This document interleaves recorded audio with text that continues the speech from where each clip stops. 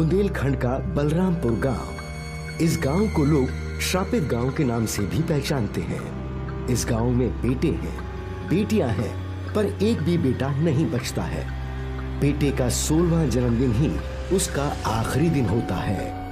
हाय, आज मेरे मुन्ना को मार देगी वो रश्मि, इसे भी रश्मि मार देगी। हाय, कोई तो बचाओ, मेरे बेटे को कोई तो बचाओ। हे भगवान, कृपा कर, हम पर कृपा कर।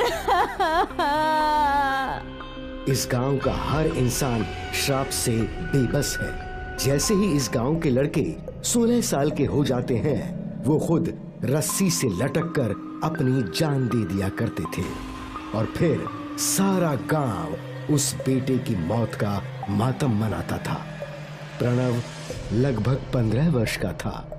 माँ, भैया ने अपनी जान क्यों दी? उसने खुद जान नहीं दी, बल्कि रश्मि की आत्मा ने उसकी जान ले ली। पर रश्मि सभी बेटों को क्यों मारती है? इसका कारण हम हैं। हमारी वजह से वसुंधरा को आत्महत्या करके जान देनी पड़ी थी और बस तभी से वो सभी बेटों की जान ले रही है। रश्मि 15 साल की थी जब उसका दाखिला कॉलेज में हुआ था। उसके कॉलेज में राजन भी पढ़ता था। रश्मि और राजन के बीच दोस्ती हो गई और धीरे धीरे ये दोस्ती प्यार में बदल गई। राजन, तुम मेरा साथ कभी नहीं छोड़ोगे ना? कभी नहीं, मरने के बाद भी नहीं। और अगर हमारे घर वाले हमारी शादी के लिए नहीं माने तो क्या हम बिना उनकी मर्जी के ही शादी कर लेंगे? रश्मि को राजन की बातों पर विश्वास होने लगा था। रश्मि और राजन कई साल तक चुपके चुपके मिलते रहे। एक दिन इन दोनों को रश्मि के पिताजी ने देख लिया। रश्मि, ये सब क्या हो रहा है? वो पिताजी। रश्मि के पिताजी उसे घसीटते हुए घर ले आए। तूने मेरे खानदान का नाम मिट्टी में मिला दिया। तुझे प्यार करने के लिए वो छोटी जात का लड़का ही मिला था क्या? पिताजी, वो बहुत अच्छा है, मुझसे बहुत प्यार भी करता है और मैं भी उससे बहुत प्यार करती हूँ। शर्म नहीं आती तुझे अपने बाप के सामने ऐसी बात करते हुए? सब लाज शर्म सब बेच के खा गई है क्या?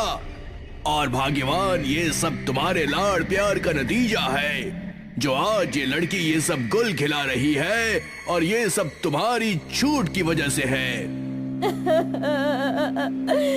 हमारे तो भाग्य ही फूट गए। अब हम सारे गांव में क्या मुंह दिखाएंगे? हे भगवान। उस दिन वसुंधरा के पिताजी ने ये सारी बातें अपने छोटे भाई को बताई। मैं नहीं कहता था कि लड़की को इतनी छूट मत दीजिए भैया। अब देख लिया छूट देने का अंजाम। सारे खानदान का नाम मिट्टी में मिलवाएगी। वो लड़का छोटी जाति का है। उन लोगों से रिश्ता जोड़ेंगे तो सारे गांव वाले हम पर थूकेंगे भैया। मुझे अपनी बेटी पे बहुत भरोसा था, लेकिन उसने मेरा भरोसा तोड़ दिया। अब एक ही उपाय है, उस लड़के को मारना होगा। रश्मि के पिताजी और चाचा जी ने गांव वालों के साथ योजना बनाकर राजन को मार दिया। रश्मि! ये बात जब रश्मि को पता चली तो उसने अपने आप को कमरे में बंद कर ली। ये आपने अच्छा नहीं किया पिताजी, और सारे गांव वालों ने भी आपका साथ दिया। किसी ने मेरे राजन की मदद नहीं की, इसलिए ये पूरा गांव गुनहगार है। राजन के 16वें जन्मदिन पर आपने उसकी जान ले ली। इसलिए मैं श्राप देती हूँ कि आज के बाद इस गांव का कोई भी बेटा 16 साल का बिल्कुल नहीं होगा। मैं उसे मार दूंगी, मैं मार दूंगी। ऐसा बोलकर रश्मि ने फांसी लगा ली। रश्मि की लाश देखकर उसके पिताजी को अपनी गलती पर पछतावा हुआ।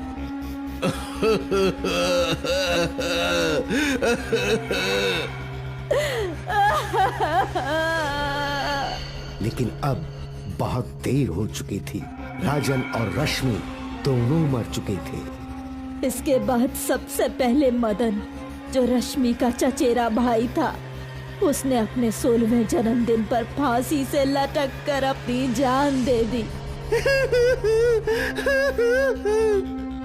उस दिन से शुरू हुआ ये सिलसिला अब तक चल रहा है। कई बेटे रश्मि का शिकार हो गए। हमने कई बार साधु संतों से रश्मि की आत्मा की शांति दिलवाने की कोशिश की, पर क्या माँ? पर सभी लोग नाकाम रहे। रश्मि ने उन सभी को मार दिया। पर माँ, गलती तो रश्मि के पिताजी की थी, तो वो सारे गांव वालों के बेटे को क्यों सजा दे रही है? क्योंकि उसके मुताबिक इस गांव के लोगों ने राजन की मदद नहीं की, तो सब के सब गुनहगार हैं और सबको सजा मिलनी ही चाहिए। लेकिन मुझे पता है कि रश्मि मेरी जान नहीं लेगी। उन्होंने मुझे अपनी गोदी में खिलाया है। अब देवी माँ ही तेरी रक्षा करेगी। रश्मि ने भले ही तुझे अपने गोद में खिलाया है, पर उसके बदले के सामने क्या उसका प्रेम जीतेगा, ये तो वक्त ही बता सकता है। प्रणव भी कॉलेज जाने लगा और उसे भी एक प्रिया नाम की लड़की से प्यार हो गया। रश्मि की तरह प्रणव भी अपनी प्रेमिका से छुप छुप के मिलता था। प्रणव बहुत खुश था और ऐसे करते करते लगभग 1 साल बीत गया। एक दिन प्रणव और उसकी प्रेमिका मिले। मुझे बहुत डर लग रहा है। और भला वो क्यों? 2 दिन बाद तुम 16 साल के हो जाओगे और इस गांव का श्राप है, कोई भी बेटा 16 साल के बाद जिंदा नहीं रहता। अगर तुम्हें कुछ हो गया तो? तुम डरो मत, रश्मि मेरी बुआ लगती है। उन्होंने मुझे गोदी में खिलाया है। वो मेरी जान नहीं ले सकती, मुझे यकीन है। मैं तो देवी माँ से यही मन्नत मांग रही हूँ। प्रणव ने प्रिया को समझा तो दिया, पर उसे खुद अपनी बात पर यकीन नहीं था। दिन बीते और आज प्रणव 18 साल का होने वाला था। सारा परिवार बहुत दुखी था। माँ, मेरे जन्म का क्या समय था? शाम के 7 बजे। ठीक है। तू ये क्यों पूछ रहा है? बस यूं ही। प्रणव अपनी प्रेमिका प्रिया से मिलने गया। आज शाम लगभग 6:30 बजे मेरे कमरे में आ जाना। ठीक है। और प्रिया ठीक 6:30 बजे प्रणव के कमरे में आ गई। अब क्या? रश्मि के भूत का इंतजार करना होगा। दोनों एक दूसरे का हाथ पकड़कर बैठ गए और रश्मि की आत्मा का इंतजार करने लगी। दोनों की धड़कनें तेज हो चुकी थी। रश्मि का भूत कभी भी वहां आ सकता था। और फिर अचानक तेज हवाएं बहने लगी और रश्मि की आत्मा प्रकट हो गई। बुआ, क्या आप मेरी भी जान लोगी? हाँ बिल्कुल। पर मैं आपका भतीजा हूँ। आपने मुझे गोदी में खिलाया है। वो मैं नहीं जानती। मैं इस गांव के किसी बेटे को जिंदा नहीं रहने दूंगी। इन गांव वालों ने मेरे राजन को मारा और मुझे खुदकुशी करने पर मजबूर किया।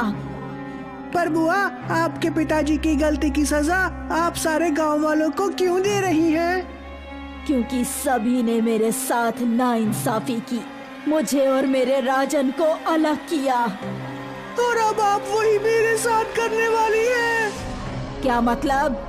प्रिया और मैं एक दूसरे को बहुत प्यार करते हैं। मैं प्रिया से शादी करना चाहता हूँ। रश्मि की आत्मा प्रणव की बातें गौर से सुनने लगी। 2 प्रेमियों को अलग करना पाप है बुआ। आपके साथ जो हुआ वो आप मेरे साथ ही करने वाली हो। क्या आप नहीं चाहती कि आपकी भतीजी को उसके प्रेमिका का साथ मिले? आपके पिताजी की गलती की सजा आप मुझे क्यों दे रही हैं बुआ? मैं जीना चाहता हूँ बुआ। मैं प्रिया के साथ शादी करके खुश रहना चाहता हूँ। मैं तुम्हें नहीं मारूंगी। तुम्हारा प्रेम सफल जरूर होगा। तो क्या हुआ अगर मेरा प्रेम असफल रहा? तुम्हारी शादी जरूर होगी, वो भी प्रिया के साथ। और तुम सही हो। मुझे मेरे पिताजी की गलती की सजा सारे गांव के बेटों को नहीं देनी चाहिए थी। आज से इस गांव पे कोई श्राप नहीं रहेगा। मैं तुम्हारी शादी करवाऊंगी।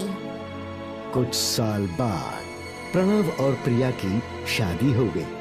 रश्मि की आत्मा भी इस शादी में मौजूद थी और उसी रात रश्मि की आत्मा को मुक्ति मिल गई।